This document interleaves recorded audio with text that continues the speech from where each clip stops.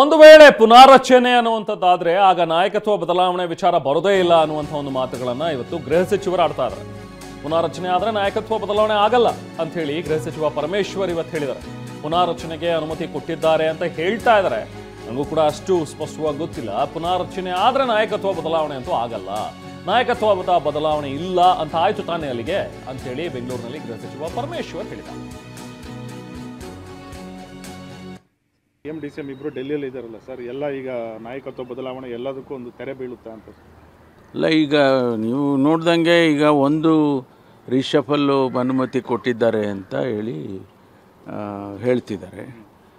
ಮಾಧ್ಯಮದಲ್ಲೂ ಹೇಳ್ತಾರೆ, ಎಲ್ಲ ವಿಷಯಗಳು ಹೊರಗಡೆ ಬರ್ತಾ ಇದೆ. ಅದಾದಮೇಲೆ ಬದಲಾವಣೆ ವಿಚಾರ ಏನು ಅನ್ನೋದು ನೀವೇ ಊಹೆ ಮಾಡಬೇಕು. ರಿಷಫಲ್ ಆದಾಗ ನಾರ್ಮಲಿ ಬದಲಾವಣೆ ಆಗೋದಿಲ್ಲ. ರಿಷಫಲ್ ಮಾಡ್ತಾರೆ ಅಂತ ಏನು ಅದು ಒಪ್ಪಿಗೆ ಆಗಿದ್ದರೆ ನಾಯಕತ್ವ ಬದಲಾವಣೆ ಇಲ್ಲ ಅಂತ.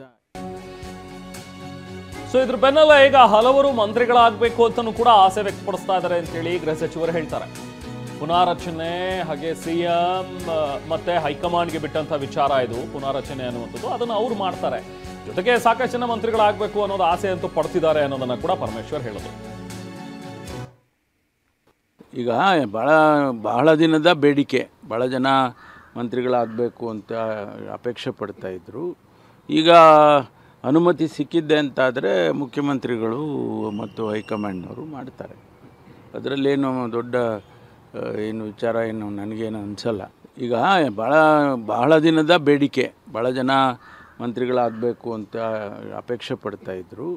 ಈಗ ಅನುಮತಿ ಸಿಕ್ಕಿದ್ದೆ ಅಂತಾದರೆ ಮುಖ್ಯಮಂತ್ರಿಗಳು ಮತ್ತು ಹೈಕಮಾಂಡ್ನವರು ಮಾಡ್ತಾರೆ. ಅದರಲ್ಲೇನು ದೊಡ್ಡ ಏನು ವಿಚಾರ ಏನು ನನಗೇನು ಅನಿಸಲ್ಲ. ಇನ್ನು ಸಂಪುಟ ಪುನಾರಚನೆಯ ಬಗ್ಗೆ ಈಗ DK ಸುರೇಶ್ ಕೂಡ ಮಾತನಾಡಿದ್ರೆ, ಈ ವಿಚಾರ CM ಮತ್ತು ಹೈಕಮಾಂಡ್ಗೆ ಬಿಟ್ಟಿದ್ದು ಅಂತ ಹೇಳಿ ಮಾಜಿ ಸಂಸದ DK ಸುರೇಶ್ ಹೇಳ್ತಾರೆ. ಮಾಧ್ಯಮದಲ್ಲಿ ನಾನು ಕೂಡ ನೋಡಿದ್ದೀನಿ, ಕಾದ್ ನೋಡೋಣ ಏನೇನಾಗತ್ತೆ ಅನ್ನುವಂಥದ್ದನ್ನಷ್ಟೇ DK ಸುರೇಶ್ ಹೇಳಿದ್ರು.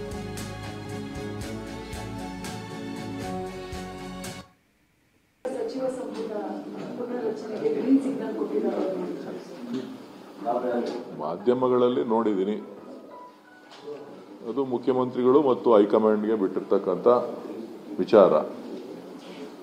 ಸೊ ಕಾದ್ ನೋಡೋಣ.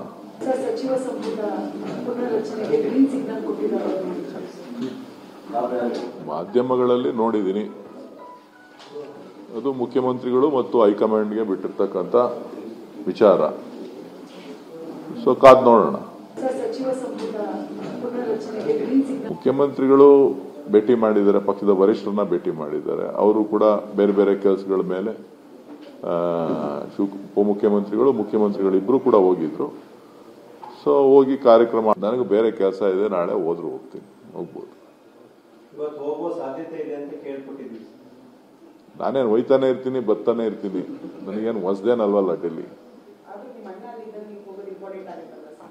ಅವ್ರ ಪಾಡ್ಗೆ ಅವ್ರು ಹೋಗಿದ್ದಾರೆ, ನನ್ನ ಪಾಡ್ ನಾನು ಹೋಗ್ತೀನಿ. ನನ್ಗೆ ಬೇರೆ ಕೆಲಸಗಳಿರ್ತದೆ, ಸೊ ಹೋಗ್ತೀನಿ. ದೆಹಲಿಗೆ ಹೋದಾಗ ಪಕ್ಷದ ಮುಖಂಡರುಗಳು ಸಿಕ್ಕಿದ್ರೆ, ಹೋಗಿ ಅವಕಾಶ ಸಿಕ್ಕಿದ್ರೆ ಭೇಟಿ ಮಾಡೋದು ಸಹಜವಾದಂಥದ್ದು.